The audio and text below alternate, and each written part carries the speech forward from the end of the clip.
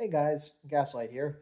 Running a solo war game today at my aunt and uncle's place, and I just decided I'd record it and upload it. It's the Battle of Brienne la Chateau, fought in January of 1814.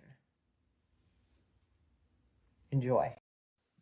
Napoleon is now desperately trying to hold on to his empire. It's falling piece by piece, and the Allies are within striking distance of Paris.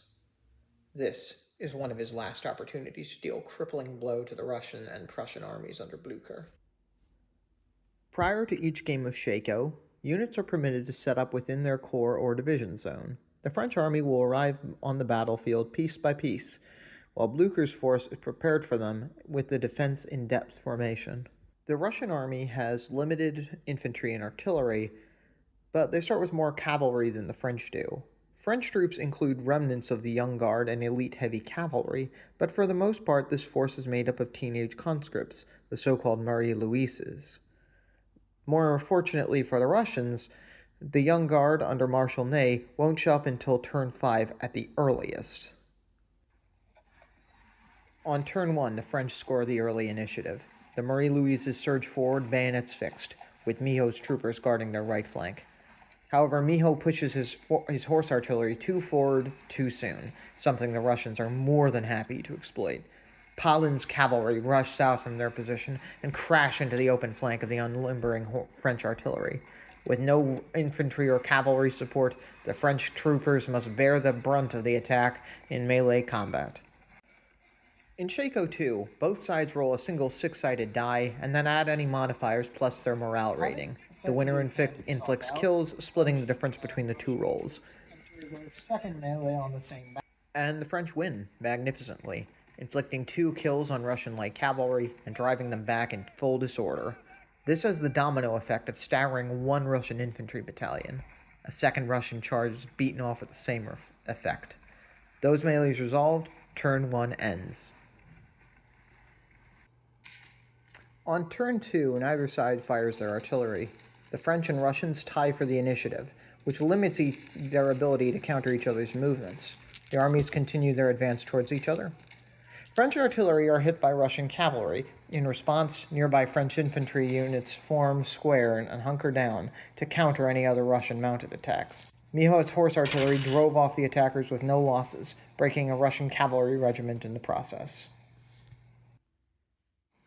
Turn 3 begins with the French, having won the initiative roll, continuing their advance and barrage, skirmishers leading the way. They score limited hits on Russian infantry troops. Mijo's dragoons make their sweep and rush into the flank of a Russian battalion. At exactly the same moment, a unit of Russian cavalry attempts to turn victors left by striking French infantry slowed down by a nearby wood. On that frankly appalling die roll, the French have taken a Russian regiment in the flank and have completely sent it flying. They inflicted 4 kills on that unit. So between turns 3 and 4, I decided to take a break. I had dinner, and the reason I am wearing a sweater and a flannel is it was very hot in the house. At the beginning of turn 4, neither side fired their artillery. The French finally cleared the area around Saint-Léger to the west and began pushing their advance onto the Russian center at Brienne la Chateau. French dragoons pressed on, hitting a unit of Russian light cavalry in the flank. Having cleared out one French light battalion, the Russian cavalry on the French left must crack through a second French line on the opposite flank. French cavalry begin to sweep into the open woods south of Brienne la Chateau. The Russian battalion there is routed with minimal fuss, as is the unit of Russian light horse west of Brienne. The Russian cavalry attack into the second infantry line is driven back with heavy losses. The battle isn't looking good for the Russians. The French are due to receive more reinforcements next turn, in the form of the Young Guard.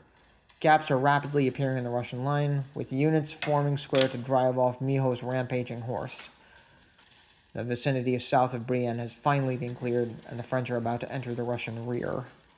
On turn 5, the French artillery finally destroys what's left of the Russian cavalry, with 2 point-blank canister blasts.